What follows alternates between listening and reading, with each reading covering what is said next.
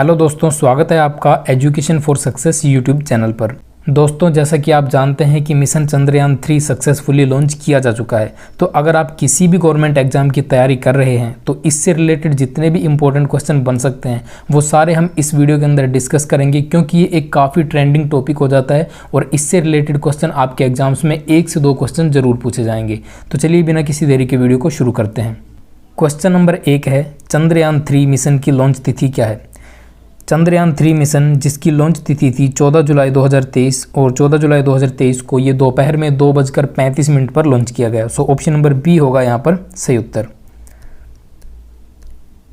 यहाँ पर इसका आप एक्सप्लेनेशन भी देख सकते हो। चंद्रयान 3 भारतीय अंतरिक्ष अनुसंधान संगठन अर्थात इसरो द्वारा 14 जुलाई 2023 को लॉन्च किया जाने वाला तीसरा चंद्र अन्वेषण मिशन है। ठीक है, तो चांद पर भेजा जाने वाला ये टोटल तीसरा मिशन था भारत का, जिसे चंद्रयान 3 के नाम से जाना गया है।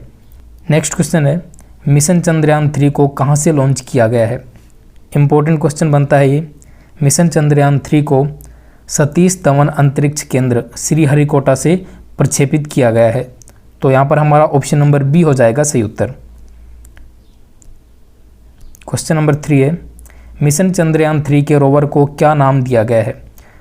मिशन चंद्रयान 3 के रोवर को प्रज्ञान नाम दिया गया है। ऑप्शन नंबर सी यहाँ पर राइट आंसर होगा। चलिए इसका एक्सप्लेनेशन देख लेते हैं।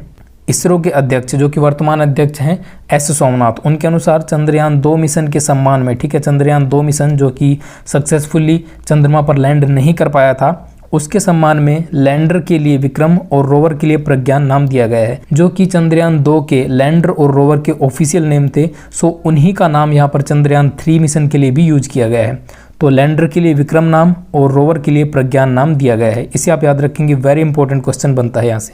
लैंडर और रोवर की मिशन लाइफ कितनी है? जो चंद्रयान 3 के लैंडर और रोवर भेजे गए हैं जो कि चंद्रमा की सतह पर लैंड करेंगे, उनकी जो मिशन लाइफ है वो 14 दिन की है। तो 14 पृथ्वी दिवस ऑप्शन नंबर ए यहाँ पर होगा सही उत्तर। चलिए इसका एक्सप्लेनेशन देख लेते हैं। इसरो अधिकारियों के अनुसार लैंडर का जो मिशन का जीवन है वो एक चंद्र दिवस है। ठीक है, एक चंद्र दिवस जो है वो पृथ्वी के 14 दिनों के बराबर होता है। इसे आप याद रख सकते हैं, एक चंद्र दिवस या फिर 14 पृथ्वी दिवस। क्वेश्चन नंबर 5 है, चंद्रयान 3 को कहां पर लैंड करना है?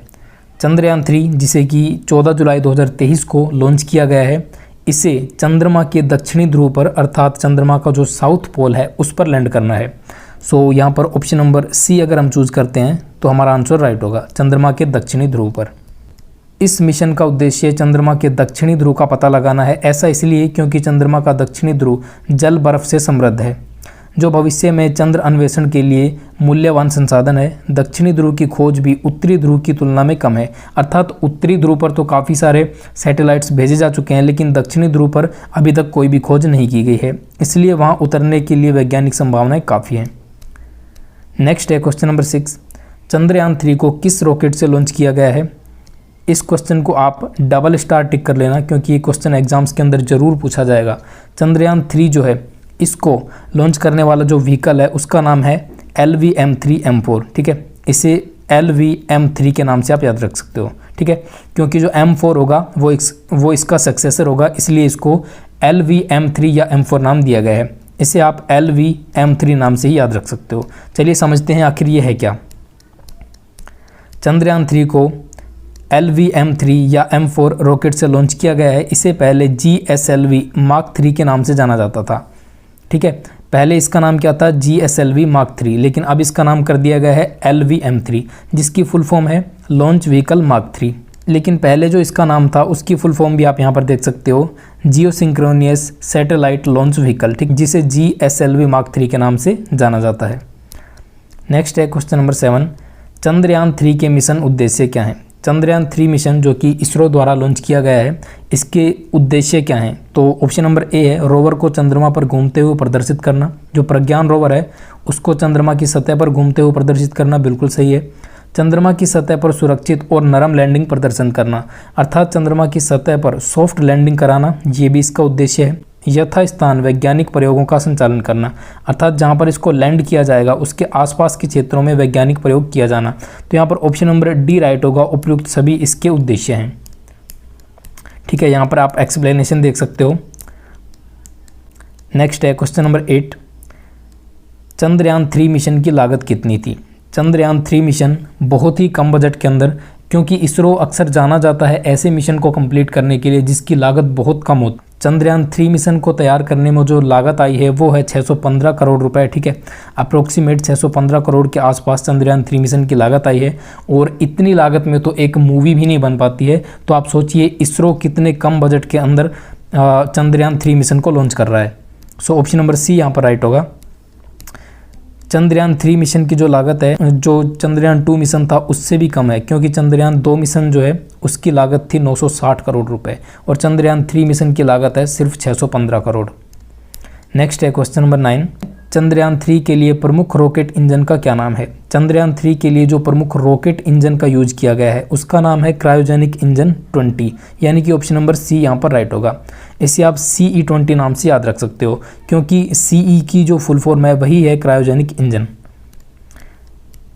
नेक्स्ट है क्वेश्चन नंबर 10। मिशन चंद्रयान 3 को किसने लॉन्च किया है?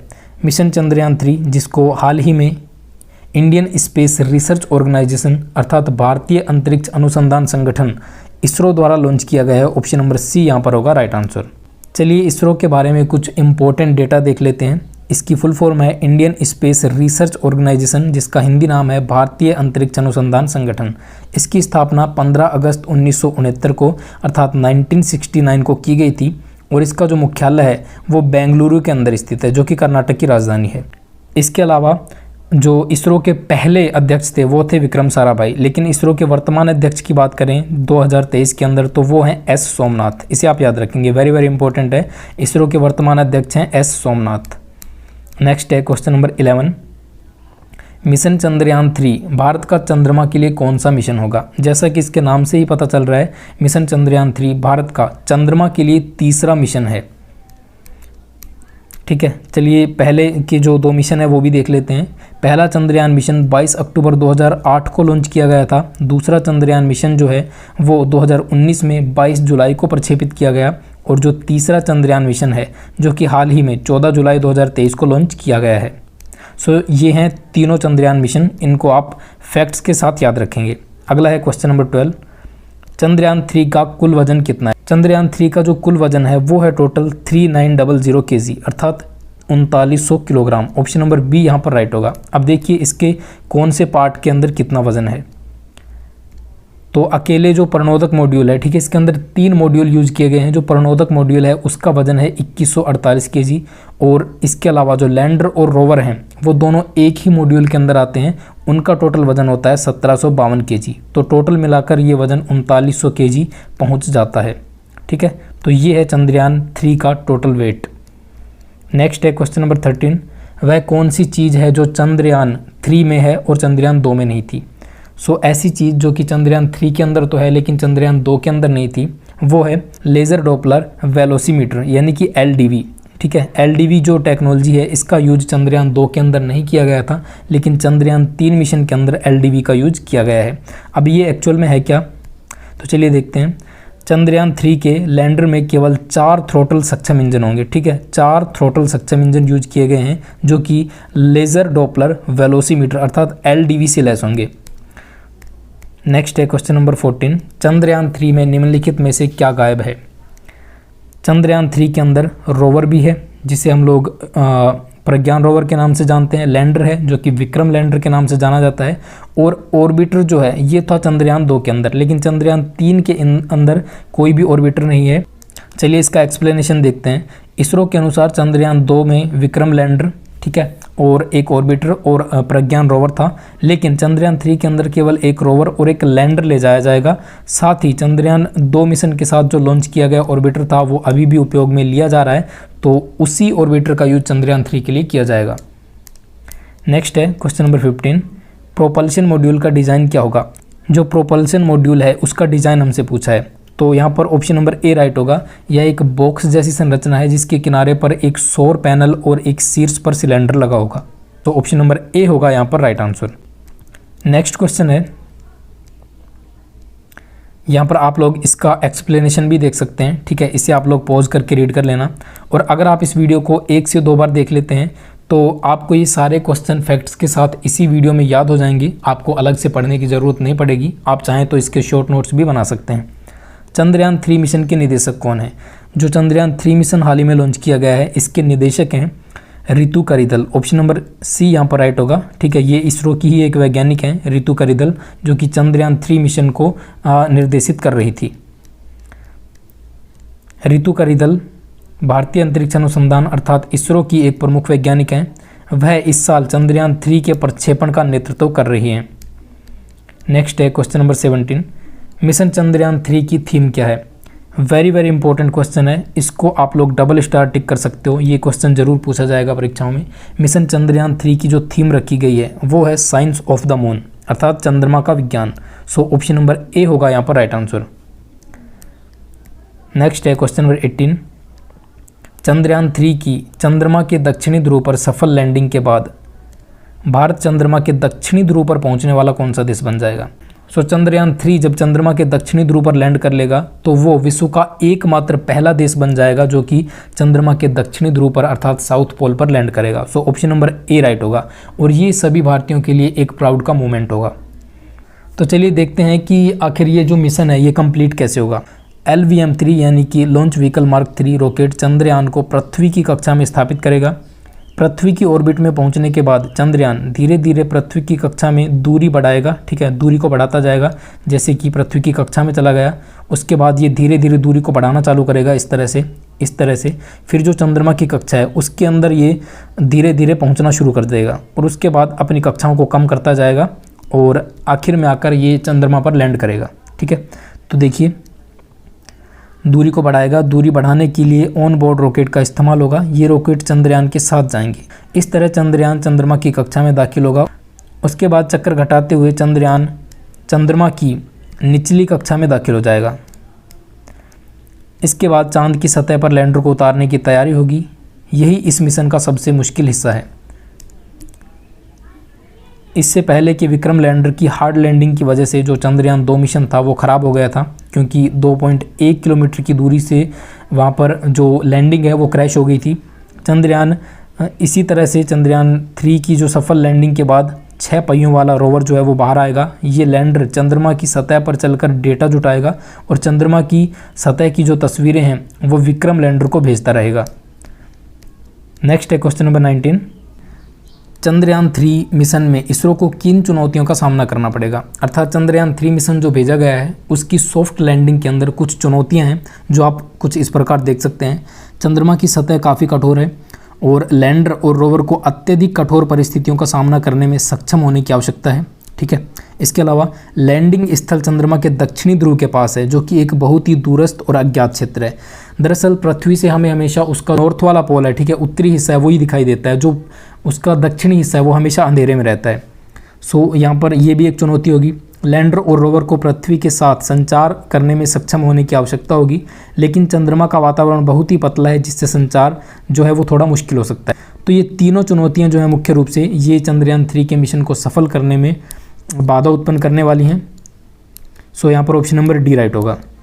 इसका आप एक्सप्लेनेशन देख सकते हैं। चंद्रयान 3 मिशन को कई चुनौतियों का सामना करना पड़ेगा, जिसमें कठोर चंद्र सतह, दूरस्थ लैंडिंग साइट और कठिन संचार परिस्थितियां शामिल हैं।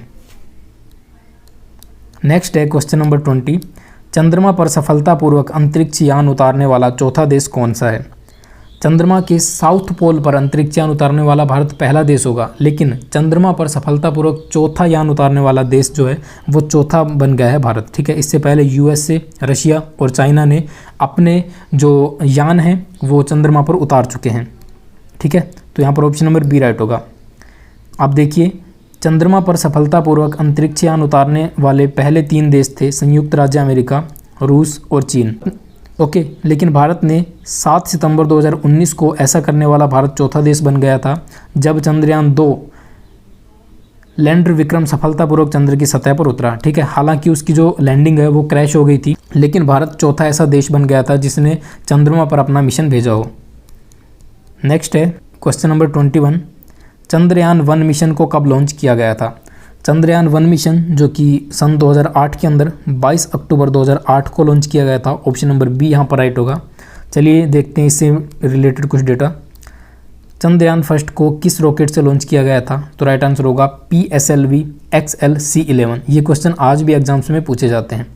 चंद्रयान 1 के लॉन्चिंग के समय इसरो के अध्यक्ष थे जी माधवन। ठीक है, जी माधवन। नेक्स्ट है, चंद्रयान 2 मिशन को कब लॉन्च किया गया? ये तो आप सबको पता होना चाहिए। चंद्रयान 2 मिशन को 22 जुलाई 2019 को लॉन्च किया गया था। और इसका एक्सप्लेनेशन देखते हैं।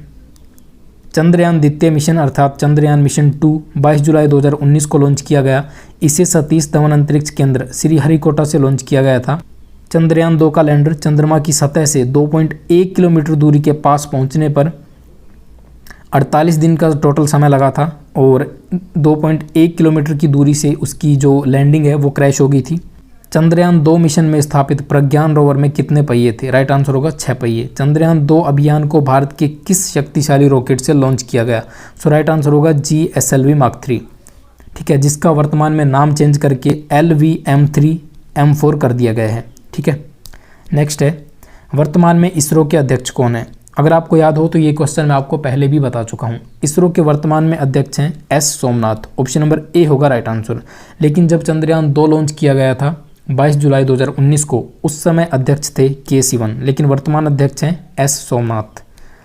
नेक्स्ट है, चंद्रमा से परावर्तित रोशनी पृथ्वी तक कितने समय में पहुंचती है? जैसा कि आपको पता है कि चंद्रमा की अपनी कोई रोशनी नहीं है, वह सूर्य की लाइट को रिफ्लेक्ट करके पृथ्वी पर भेजता है, जिस वजह से हमें चंद्रमा चमकता हुआ दिखाई देता है। तो चंद्रमा से जो परावर्तित रोशनी है वो पृथ्वी तक पहुंचने में 1.28 सेकंड का समय लेती है। सो ऑप्शन नंबर बी यहाँ पर राइट होगा, 1.28 सेकंड। इसके अलावा देखिए, चंद्रमा से जुड़े कुछ इंपॉर्टेंट फैक्ट्स देख लेते हैं जो कि क्वेश्चन बनाकर एग्जाम्स में पूछे जाएंगे। चंद्रमा का जो व्यास है वो 3475 किलोमीटर है। चंद्रमा का गुरुत्वाकर्षण बल पृथ्वी के गुरुत्वाकर्षण बल का 1/6 है। चंद्रमा पृथ्वी की सतह से लगभग 3,84,400 किलोमीटर की दूरी पर स्थित है। इसके अलावा सबसे पहला चंद्रमा के धरातल पर उतरा मानव अंतरिक्ष यान कौन सा था? राइट आंसर होगा USA द्वारा भेजा गया अपोलो 11 मिशन, जो कि 1969 के अंदर नासा द्वारा भेजा गया था। नेक्स्ट फैक्ट है जिससे क्वेश्चन बनता है कि सबसे पहला मानव रहित अंतरिक्ष यान जो कि चंद्रमा के धरातल पर उतारा गया वो था 1966 में भेजा गया सोवियत संघ अर्थात रूस द्वारा भेजा गया लूना 2 नाम का मिशन। ठीक है, इसमें कोई भी व्यक्ति नहीं गया था। नेक्स्ट है, हम चंद्रमा के धरातल का कितना प्रतिशत भाग देख सकते हैं? तो अगर हम बात करें हमारी पृथ्वी से, हमारी अर्थ से, तो हम लोग चंद्रमा के धरातल का 59% अर्थात 59% भाग देख सकते हैं। अगला फैक्ट है, चंद्रमा पर कदम रखने वाला पहला व्यक्ति कौन था? पहला जो मून मिशन है, ठीक है, जिसके अंतर्गत इंसान गए थे वो था अपोलो 11 मिशन, जो कि अमेरिका द्वारा 1969 के अंदर भेजा गया था। उसमें पहला इंसान था नील आर्मस्ट्रॉन्ग, जिसने इतिहास के अंदर पहली बार चंद्रमा पर कदम रखा। यहाँ पर राइट आंसर होगा नील आर्मस्ट्रॉन्ग। अगला फैक्ट है, चंद्रमा के अध्ययन को क्या कहा जाता है? जो चंद्रमा के अध्ययन की विज्ञान की एक अलग शाखा है, साइंस की एक अलग ब्रांच है जिसके अंतर्गत चंद्रमा का अध्ययन किया जाता है। उस ब्रांच का नाम है सेलेनोलॉजी। दोस्तों, ये थी चंद्रयान 3 से रिलेटेड एक इम्पोर्टेंट वीडियो, जिसके सारे क्वेश्चन, सारे डेटा आपको अच्छे से याद होने चाहिए, क्योंकि आने वाली परीक्षाओं में इनमें से काफ़ी क्वेश्चन पूछे जाएंगे। आज के लिए दोस्तों इतना ही, मिलेंगे नेक्स्ट वीडियो में। तब तक के लिए वंदे मातरम, जय हिंद एंड बाय।